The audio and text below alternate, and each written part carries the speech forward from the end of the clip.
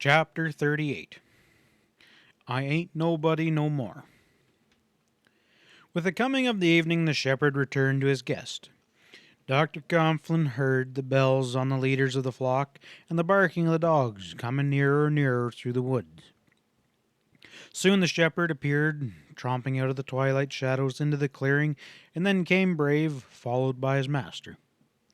The countenance of the old scholar wore again that look of calm strength and peace that had marked it before the coming of his friend. "Have you had a good rest, David? Or has your day been long and tiresome? I fear it was not kind of me to leave you alone in this wilderness." The doctor told how he had passed the time, reading, sleeping, and roaming about the clearing in the nearby woods. "And you?"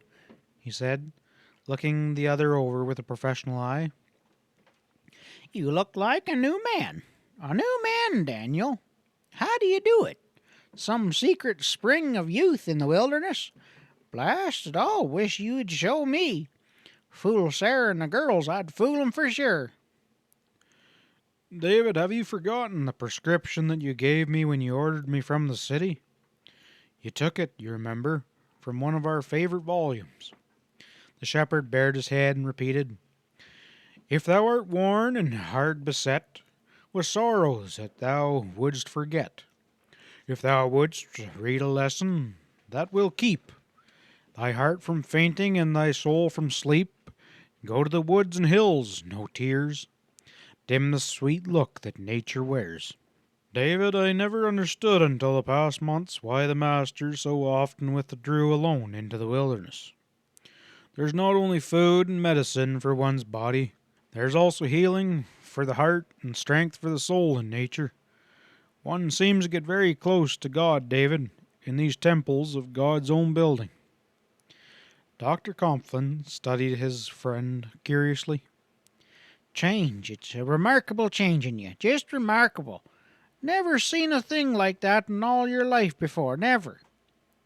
The shepherd smiled. "It was your prescription, doctor," he said. They retired early that evening, for the physician declared that his friend must need the rest. "We'll talk tomorrow," he said.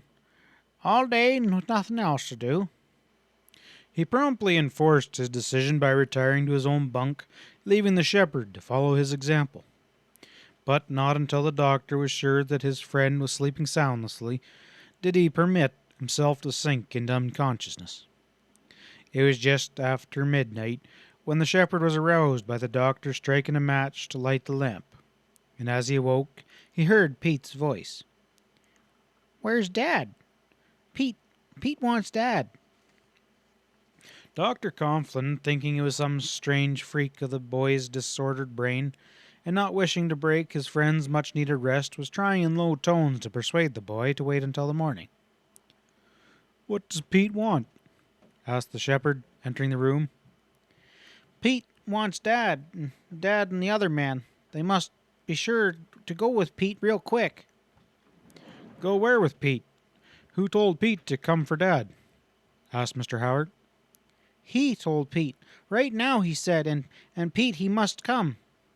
Course, I come with him, and Dad must go, and the other man too, 'cause he said so." In sickness and in trouble of any kind, the people for miles around had long since come to depend upon the shepherd of Mutton Hollow. The old man turned now to the doctor. "Someone needs me, David. We gotta go with the boy."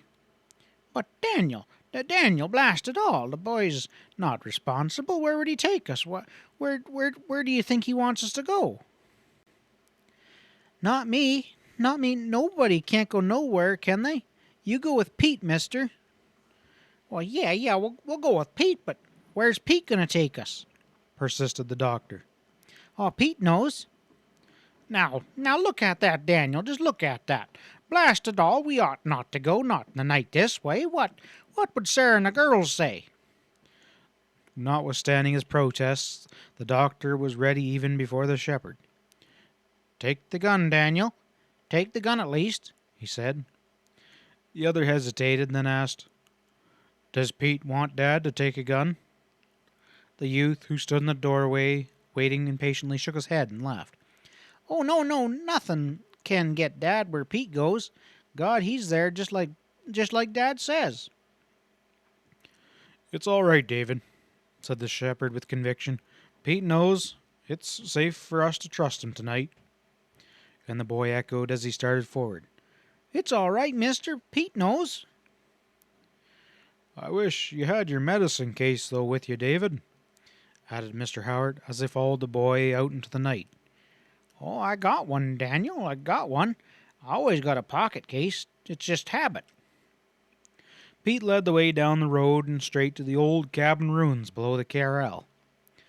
Though the stars were hidden behind the clouds, it was a little light in the clearing, but in the timber under the shadow of the bluff it was very dark. The two men were soon bewildered and stood still. "Which way, Pete?" asked the shepherd. And there was no answer. "Where's Pete? Tell Pete to come here," said Mr. Howard again, and still there was no reply. Their guide seemed to have been swallowed up in the darkness. They listened for a sound. "Well, this is strange," mused the shepherd. A grunt of disgust came from the doctor. "Crazy, man, just crazy. There's three of us. Which way is the house? Blast it all, what would—" A spot of light gleamed under the bushes, not 50 feet away. "Come, Dad. Come on, Pete's ready." They were standing close to the old cabin under the bluff. In a narrow space between the log wall of the house and the cliff, Pete stood with a lit lantern. The further end of the passage was completely hidden by a projection of rock, and the overhanging roof touched the ledge above, while the opening near the men were concealed by the low growth of ferns and vines and the thick branches of low cedar. Even in daylight, the place would have escaped anything but a careful search. Dropping to his knees and to one hand, the shepherd pushed aside the screen of vines and branches with the other, and then on all fours crawled into the narrow passage. The doctor followed, and they found their guide crouching in a small opening in the wall of rock. Mr. Howard uttered an exclamation. "The lost cave! Old Man Dewey!" The boy laughed. "Pete knows. Come on, Dad. Come. Come on, other man. Ain't nothing can get you here." He scrambled ahead of them into the low tunnel, and some 20 feet from the entrance the passage turned sharply to the left and opened suddenly into a hallway along which the shepherd could easily walk erect. Pete walked briskly forward, as one of very familiar ground, his lantern lighting the way clearly for his two companions. For some distance their course dipped downward into a gentle angle where the ceilings and sides dripped with moisture. Soon they heard the sound of running water, and entered a wider room, saw sparkling in the lantern's light a stream that came from under the rocky wall, crossing their path and disappearing under the other wall of the chamber. "Well, that's Lost Creek," ejected the shepherd as he picked his way over the stream on the big stones, and the boy answered, "Pete knows. Pete knows." From the bank of the creek the path climbed strongly upward, and the footing grew firmer, and the wall and ceiling drier.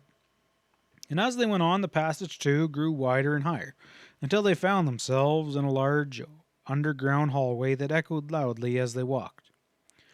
Overhead, pure white stalactites and frost-like formations glittered in the light, and the walls were broken by dark nooks and shelf-like ledges here and there, openings leading to who could tell where.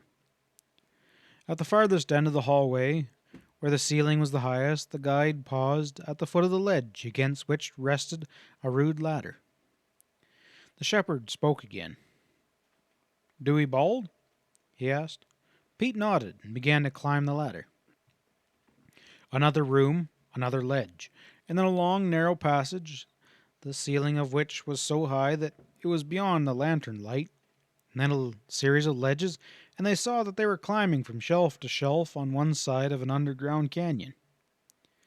Following along the edge of the chasm, the doctor pushed a stone over the brink, and they heard it go bouncing from ledge to ledge into the dark heart of the mountain.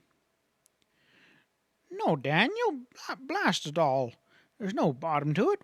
What would Sarah and the girls say? They climbed one more ladder, and then turned from the canyon into another great chamber, the largest they had entered yet. The floor was perfectly dry. The air, too, was dry and pure, and from what seemed to be the opposite side of the huge cavern, a light glimmered like a red eye in the darkness. They were evidently nearing the end of their journey. Drawing closer, they found that the light came from the window of a small cabin, built partially of rock and partly of log. Instantly, the two men stopped, and Pete said in a low tone, as one would speak in sacred presence, "He's here. Come on, Dad. Come on, other man. Don't be scared." Still, the boy's companions hesitated, and Mr. Howard asked, "Who, boy? Who's there? Do you know who it is?" "No, no, not me. Nobody can't know nothing, can they?" "Oh, it's a hopeless case, Daniel, hopeless. Oh, it's too bad, too bad," muttered the physician, laying his hand upon his friend's shoulder, and the shepherd tried again. "Who does Pete say it is?" "Oh, Pete says it's him. Just him." "And who does Pete say he is?" suggested Dr. Coughlin. Again the boy's voice lowered to a whisper. "Sometimes Pete says it must be God 'cause he's so good. Dad says God is good and that he takes care of folks, and he sure does that. 'Twas him that scared Wash Gibbs and his crowd that night, and he sent the gold to you, Dad. God's gold it is. He's got heaps of it, and he killed that panther, too, when he was going to fight young Matt. Pete knows. You see, Dad, when Pete is with him, I ain't nobody no more. I'm just Pete then, and Pete is me. Funny, isn't it? But he says that's the way it is, and he sure knows." The two friends listened with breathless interest. "And who does Pete call him?" asked the doctor. "Well, Pete calls him Father, like God calls God. He talks to God, too, like Dad does. Do you reckon God would talk to God, mister?" With a cry, the shepherd reeled, and the doctor caught him. "Be strong, Daniel, be strong." Pete drew away from the two men in alarm. The old scholar's agitation was pitiful. David, tell me, what is this thing? Can it be my boy Howard, my son? Can it be my God, David? What am I saying? He's dead, dead, I tell you. Can the dead come back from the grave, David?" He broke from his friend and ran staggering towards the cabin, but at the door he stopped again. It was as if he longed yet feared to enter, and the doctor and the boy came to his side.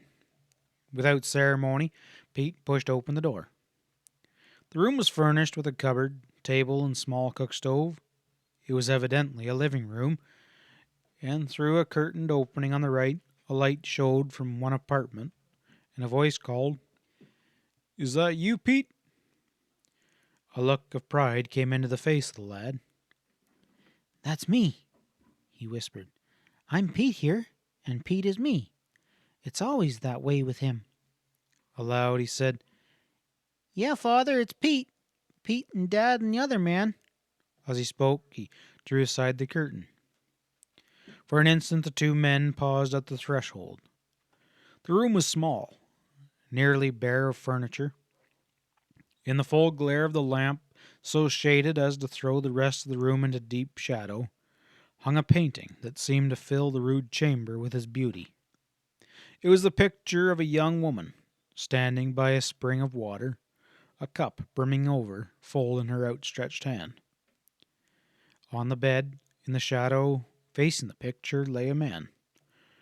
A voice faltered. "Father, Dr. Coughlin." End of chapter 38.